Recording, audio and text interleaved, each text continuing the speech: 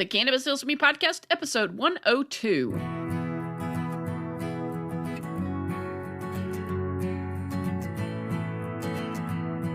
You're listening to the Cannabis Heals Me podcast, where we explore the real stories of real people who have discovered the profound healing properties of the cannabis plant in their own lives. Find more at cannabishealsme.com. Hey everybody, welcome back to the Cannabis Heals Me podcast. This is your host, Rachel Kennerly, coming to you once again from the Storybook Inn Studios. And I'm really glad you guys are joining me today. I know you've got a lot of other podcasts, a lot of other content that you can listen to and probably do listen to if you're like me. So I really appreciate you coming here and spending some time with us. Your dedication of time to this podcast is not unnoticed, and we really appreciate it. We also appreciate everyone who's gone out and rated and reviewed the podcast. We appreciate everyone who is continuing to share the podcast with 3 people each week. Our podcast is continuing to grow. We really appreciate all that you guys are doing to help us spread the message of cannabis as medicine. On Monday's show, we had Ted Metz on. Well, actually, I guess it was on Sunday's show because I accidentally released it on Sunday instead of Monday. Amateur hour over here, I guess. But on the episode earlier this week, Ted Metz came on to talk about his use of medical cannabis. And Ted is back today to talk to us about what's going on in the state of Georgia during their legislative session. So without further delay, let's welcome Ted back to the program. I'd reached out to you to get an update on where legalization is in Florida. And you said, well, I have a story to tell. And I'm like, well, great. We'll kill 2 birds with 1 stone then. All right, and I'll just make the correction that I'm in Georgia. Georgia, what did I say? You just said Florida, which is... I don't know why I said Florida, because I was thinking Georgia. Sometimes my mouth works independently of my brain, unfortunately. That can get you in trouble sometimes. It can, absolutely. Absolutely. So sorry about that. Yes, I knew you were in Georgia, but for some reason my mouth said Florida. Well, not a problem. Unfortunately, we are nowhere near what Florida has done in our state. Yeah. They passed the Haley's Hope Act in 2015, which allowed a patient with a recommendation from their doctor signed up through the Department of Health to possess up to 20 ounces of 5% THC cannabis oil, which may have some therapeutic benefits in some small population. They originally authorized 7 conditions to qualify for the card for the low THC oil cannabis possession card. But at that time, they did not legislate any way for low THC oil to be transported into the state. They didn't make any accommodations for it to be grown in the state until this past year, and they're still working on that. So it was, in my opinion, an empty box. And oftentimes government will do that. They'll pass something that sounds good and make people happy, but not actually change anything at all. So that's pretty much what happened with them, or the original 2015 bill. Last year, they actually passed the low cannabis oil bill that essentially set up a couple of growers to actually grow in Georgia to produce low cannabis THC oil. They set it up to impanel a commission to be able to grant licenses and such. And it took them almost a year to actually appoint people to the commission. Wow. The commission is still in the process of figuring out what to do next. So y'all aren't anywhere close, it doesn't sound like, and it's and the THC is capped at 5%. 5% is as much as you can have in one bottle, up to 20 ounces of oil. Yeah, 5%. Hey guys, wanted to tell you real quick about our podcast host and sponsor, Anchor.fm. If you're thinking about starting your own podcast, I highly recommend Anchor. It's free. There are creation tools that allow you to record and edit your podcast right from your phone or computer. They'll distribute your podcast for you, so it can be heard on Spotify, Apple Podcasts, and many more. And you can make money from your podcast with no minimum listenership. It's everything you need to make a podcast all in one place. Download the free Anchor app or go out to Anchor.fm to get started. That's Anchor.fm. Now back to the show. Okay, so there's no access to flour, it's just oil. There's no legislative legal access to Well, flower. there you go. Sorry. Yeah, we do need to point that out. The last couple of years in these committees and saying, look, I don't know what you guys are afraid of. Essentially, you can ask any 12-year-old where you can find pot, and they'll tell you. Absolutely. It's everywhere. What are you guys afraid of? 84 years of reefer madness has gotten some of these old boomers in such a, I don't know what kind of state, some sort of an odd, altered mental state that, it's the devil's lettuce. And we have the Georgia Baptist Convention speaking out about all the evils of marijuana and how, if we get medical in Georgia, the next thing will be recreational. And that's again, every time I've testified, it's like, you guys are worried that, the medical legislation is going to lead to recreational. Well, I got news for you. It's prevalent. We already have recreational in Georgia. Right. It's just not legal. So that's the other side of the fight, is really like criminal justice reform. I'm doing air quotes to reduce the penalty for possession. And we've gotten several municipalities and counties to essentially decriminalize, make the penalty for possession, a $75 ticket or something like that, with no jail time, no arrest. And that's worked some. And then, of course, after let me think of the dates here, the last federal hemp legislation, I guess it's 2018. Yeah. Many of the counties determined that since they couldn't tell the difference between hemp and marijuana, that they'd stop arresting people. So that happened. And now we have a bill that's being deliberated in the committees right now, HB 847. And it's essentially a hemp legislation, but in the hemp legislation, they're actually trying to make possession of hemp flower a crime. Wow. Trying to relitigate or actually like supersede the Farm Bill of 2018 to make possession without a license a felony. So we're going backwards again. Yeah, that's a shame that they want to take a bill that's supposed to help grow the hemp industry there in Georgia and turn it into more draconian drug policies. Well, and here's the thing. We almost passed last legislative session in the committee. We had a decrim bill to essentially statewide make possession of marijuana flower less than an ounce, like $100 ticket. But you know who beat that? The people that testified to actually beat that bill down so it didn't pass. Probably the police or some sheriff's office or something. Even worse, the bail bonds people. Are you kidding me? I am not. Wow. So yeah, we've got the prosecuting attorneys council. They represent the district attorneys and the prosecuting attorneys in the various counties. They're one of the groups that fight any of this because, let's face it, crimes like this, I say crimes with air quotes again, yeah, are revenue generators. And most of the time when a person is arrested for possession of marijuana, even less than an ounce, they usually cop a plea. They go through a plea deal, and then they get sentenced to probation and drug testing and all this stuff. So a lot of people, like even the drug counselors, you have to go through drug counseling and diversion programs and all this stuff.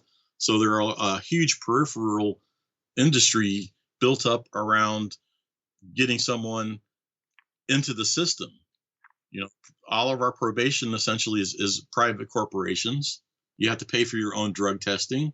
You have to go to counseling. You have to perform community service. It's just a money-making scheme to enslave people who are trying to exercise their human right to happiness.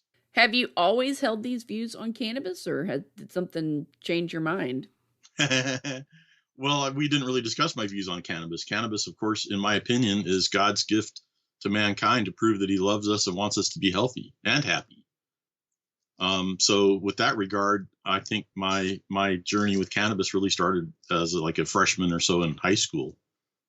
And I've pretty much embraced it. And I believe that it is something that is for our benefit.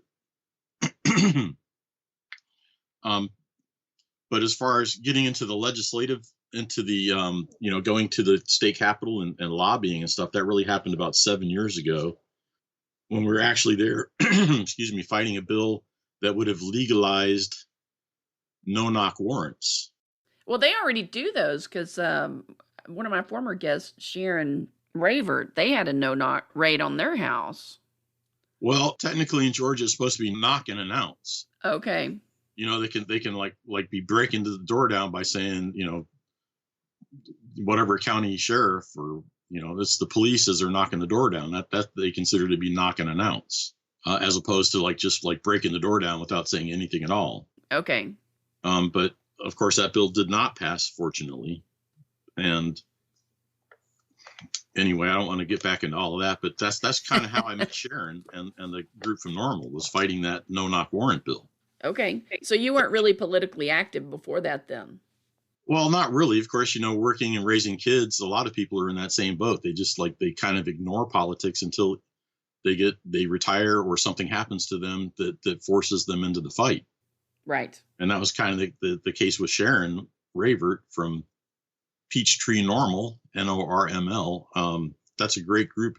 If anyone listening anywhere in the country, look them up, because Normal fights for, I guess, the end to prohibition. So unless something happens to you, people generally don't even pay attention to politics. I paid attention to government really starting long ago with, I was in satellite technology, satellite telephone, satellite TV technology for a long time. So I started looking at things related to the FCC and their rules for allowing antennas and antenna farms and things like that, and watching that legislation and watching how the cable industry would say, oh yeah, we're going to do such and such, and promise all this stuff, and they get a bill passed and legislation and then FCC rules that they're going to abide by, and then they never followed them. And that really got me into paying attention to what goes on in Washington, D.C., and I'd write nasty grams to my Congress critters and my senators, only to get a form letter back saying, thank you for your input, blah, blah, blah. Yeah, exactly. So they don't do anything. So I really didn't get involved in local politics until 2012. Well, it was the Ron Paul movement. So a group of us actually infiltrated the Republican Party here in Georgia, and we got positions within the county committee, and we tried to do stuff. But I learned pretty quickly that the rules of the Republican Party basically are written in such a way that it doesn't matter what people want to do. The executive committee has the ultimate power to do anything they want. So in 2016, I left the Republican Party and went to the Libertarian Party and ran for a statewide position as insurance commissioner, because that's essentially my career, was in insurance and risk management and such. And that was interesting. And I guess since about 2014 or so is when I started actually lobbying at the Capitol. We attended, and I've actually recorded almost every medical marijuana, criminal justice reform committee hearing at the Capitol, and testified at many of them. And those are all on my YouTube channel called Operation Educate. Okay. I'll put a link in the show notes to that. To look at some of those things. So yes, it's important to interface with your legislators. And a lot of, I don't know how it is that some of the better bills that we can get one of our legislators to actually help us draft the bill. We can get it we can get it onto the floor of the House, and then it'll die in committee, or sometimes our Speaker of the House won't even read the bill in. So there's a lot of roadblocks in the legislative process, and that's something that a lot of people don't understand how it all works. And essentially how it works is people with money and influence have their lawyers write a bill, they hand it to their buddy who they've financed their campaign, and if it benefits enough of the insiders or the cabal that runs government, then they'll pass it, and essentially sets up a monopoly. And that's So kind what you're telling me, Ted, is that it doesn't work the way that Schoolhouse Rock told us it worked. No, it kind of works like organized crime. That's kind of funny. I woke up this morning thinking about organized crime versus highly organized crime. Yeah, exactly. We were having a discussion last night that it's the guys in suits with a briefcase that are the real thugs now. It's as if the mafia went legit by winning elected positions in government. Right, by buying off the politicians, or becoming the politicians themselves. Becoming the politicians themselves. So we can still, the thing is, almost nobody pays any attention to politics anymore, and we've been trained that way. It seems, why are we now entertaining? When I was growing up, communism was the worst thing that could ever happen. And now it's like, the colleges are training centers for communist indoctrination. Yeah, unfortunately.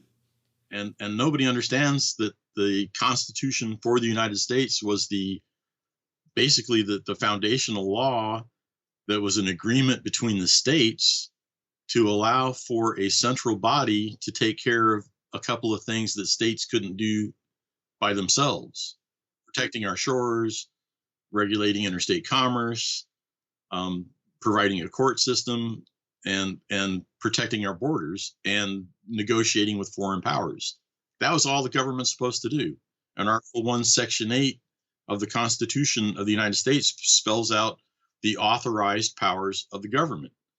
And since about really ever since the Civil War, the government has usurped their constitutional boundaries. And as long as there are enough votes in the House or the Senate to pass something, they don't even pay attention to the Constitution.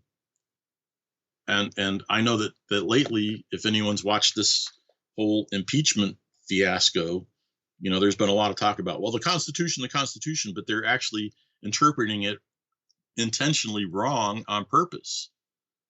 So the words in the Constitution mean what they say, and anyone can figure out what exactly the intent was by looking up like an 18th century dictionary to see what those words meant. The people who wrote the Constitution were very specific with their word choices, and basically the culture of the day is well documented. You can figure out exactly what they meant. Well, and then you could also go back and look at the ratifying conventions and see how they said the federal government was going to act at the ratifying conventions, which is what the Constitution was supposed to mean, but nobody ever seems to go back or refer to those meetings or those documents on purpose, so that they can interpret it. And the same thing with judicial activism. The judge decides that he's going to interpret the words in a different way. And I'm trying to remember that guy's name, Stark. Back about 1930, some judge decided he'd write his new interpretation of what the Constitution meant. Mm-hmm. Even though in I think it was published in 1802 or before, St. George Tucker, who was one of the assemblymen in the convention, and also a Supreme Court judge from the state of Virginia, wrote the treatise on what every word in the Constitution meant, and he was there during the debates. Oh, wow. So, the fact of the matter is everything, even the Federalist Papers and the Anti-Federalist Papers, clearly spelled out the intent of what the purpose of the federal government was supposed to be. And now it's way out of control. Right. And that's why we've got federal overreach in areas like cannabis prohibition. It's unconstitutional for the federal government to declare a plant illegal. Well, I'll give you an example. prohibition of alcohol required a constitutional amendment. Exactly. Prohibition of marijuana similarly should have required a constitutional amendment. And the workaround, of course, was the Drug Enforcement Act. Mm-hmm. And that's another thing is like the Constitution clearly spells out that rulemaking and legislation powers reside in Congress. And now what has happened is Congress has given away their authority to agencies. So now agencies can make their own rules. And that's the worst thing that has happened to us is us allowing, say, the federal drug and the FDA, Federal Drug Agency, to write rules about how drugs are, categorized and such. They don't have the legislative authority to do that in the first place, but it doesn't, if Congress wrote a bill that said such and such, then they could be held accountable and that would cost them their election for the next time, right? Exactly. Instead, they defer to some agency and let the agency write the rule, and then they don't have any connection to the rules, so they can say, "Well, it wasn't me, man." Right. Even that they ultimately are accountable to pass rules and regulations. Right. And they also hold the power of the purse. So if they don't want these agencies doing things that their constituents say they shouldn't do, they could withhold the funding from them, but they're not going to do that. That's because they keep passing these stupid consolidated budget. Right. Right. The omnibus. Actually doing their job. That's one of their big jobs. And I think it's Article 2 of the Constitution spells out that, Congress shall make the budget. The House of Representatives does the budget. The Senate does the budget approval, and then the president is supposed to have line item veto power. But they haven't done that since like the Consolidated Omnibus Budget Reconciliation Act of 1996, I think. COBRA. So, we're not holding, that's because nobody knows how government works. We're not holding their feet to the fire. And even if we tried, they don't listen to us. They listen to whoever's lining their pockets. Right. And then the problem with replacing them. See, everybody talks about term limits. Mm-hmm. We control term limits with our vote. But the problem is, due to ballot access restrictions, independent and third-party candidates generally can't even get on the ballot. Right. Yeah. Yeah, it's definitely definitely rigged toward the two-party system for sure. Well, they call it a two-party system, but it's the left wing and the right wing of the same bird. It's like wrestling. Where they today's villain is this. And then the next week he's no longer the villain, he's the hero, and the hero from last week is now the villain. It's nothing but kabuki theater. Yep, and they take us for quite a good little ride there. Ted, I hate to cut you off, but I've got another interview that's going to start here in about 15 minutes. I could go on all day. Oh, I know. I could too. I'd love to chat longer, but unfortunately I do have that other one coming up. But I really appreciate you coming on and sharing your story and giving us kind of an update on what's going on in Georgia. Y'all are kind of in the same position as us in Texas where we have to rely on the legislature. We can't put something on the ballot and let the people speak. We've got to wait on the stupid legislators to come around to what everyone or most everyone believes. Well, and let me just say this in parting, like this 2020 is an election season. A lot of folks will be having, a lot of politicians who want to get reelected will be having town halls and stuff.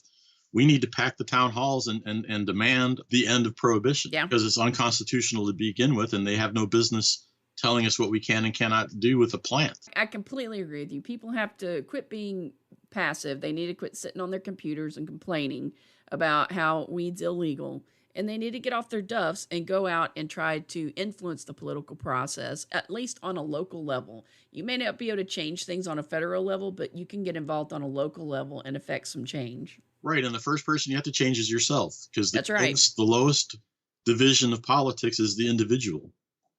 And that's where we need to go back to individualism rather than collectivism and statism. Yeah, I appreciate you coming on. Yeah, let's do this again. Yeah, absolutely. We'll think of something else we can talk about that's related to cannabis. That sounds great. All right. Take care. All right. You too. Bye-bye. Bye. Show notes for today's episode can be found out at cannabishealsme.com/102. Thanks again to Ted for coming on and sharing both his medical cannabis story and giving us an update of what's happening on the legislative front in Georgia. We will be back here on Monday with another healing story. Until then, you guys have a great weekend, and thank you so much for listening and sharing the show. Hit the subscribe button and you'll never miss an episode of the Cannabis Heals Me podcast. If you enjoyed today's show, please consider leaving us a 5-star rating on Apple Podcasts, Google Play, or whatever podcast app you're using. Do you have a suggestion for a guest on Cannabis Heals Me? Send an email to podcast@cannabishealsme.com. We'd love to hear from you. Please do not take any information from Cannabis Heals Me or its guests as medical advice. Contact your licensed physician before taking cannabis or using it for medical treatments.